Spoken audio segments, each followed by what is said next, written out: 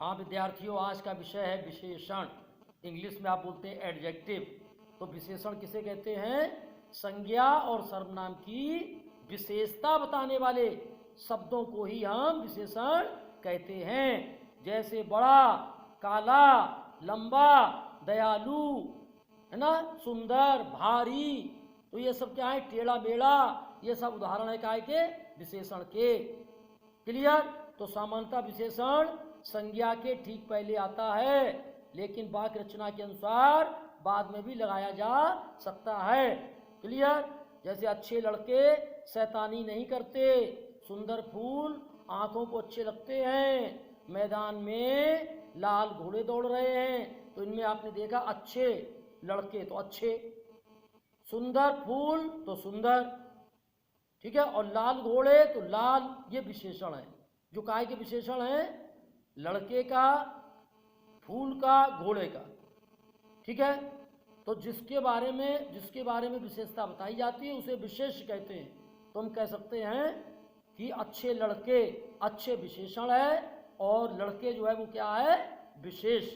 इसी तरह सुंदर फूल में सुंदर विशेषण है, और किसके बारे में बताया जा रहा? फूल के बारे में। तो फूल हो गया विशेष।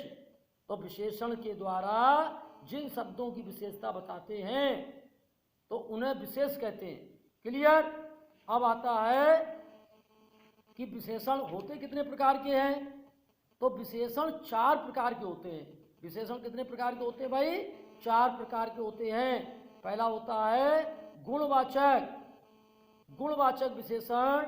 दूसरा होता है प्रमाणवाचक, तीसरा होता है संख्यावाचक, और चौथा होता है सार्वनामिक या संकेतवाचक विशेषण।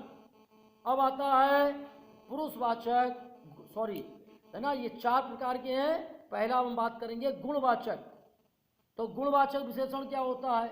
जिन विशेषणों में संज्ञा अथवा सर्वनाम शब्दों के गुण या दोष का बोध होता है। जैसे, है ना, जैसे अच्छा बुरा, ठीक है, ईमानदार, बेईमान। ठीक है, अगर हम रंग की बात करें लाल, हरा, पीला। दशा की बात करें पतला, मोटा। आकार की बात करें गोल, सुडौल।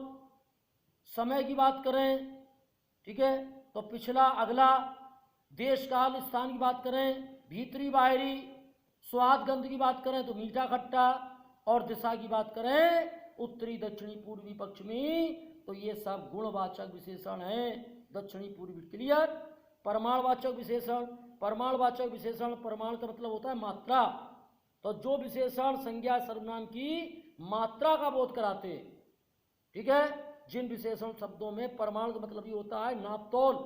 4 लीटर दूध, 5 किलो आटा, बहुत रुपया, थोड़ी सी चीनी। तो इसमें दूध, आटा, रुपया, ये सब क्या है? प्रमाणवाचक।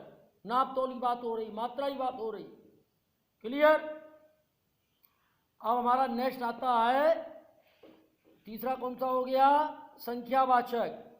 तो संख्यावाचक में संख्या की बात होती है जिन विशेषण में संज्ञा या सर्वनाम की संख्या का बोध हो। इस घर में 15 लोग रहते हैं। मेरी बहन 5वीं कक्षा में पढ़ती है, तो 15 इसमें, है ना। और जैसे, और अगर हम बात करें उसने परीक्षा में प्रथम स्थान पाया। तो ये सब जो है ये क्या है? संख्यावाचक विशेषण होते हैं। अब नेक्स्ट आता है हमारा चौथा, सार्वनामिक विशेषण। विशेषण के रूप में प्रयोग होने वाले सर्वनाम को ही सार्वनामिक विशेषण कहते हैं। जैसे मेरी किताब, आपका बेटा, ना, तो किसी का मकान। तो ये सब क्या है?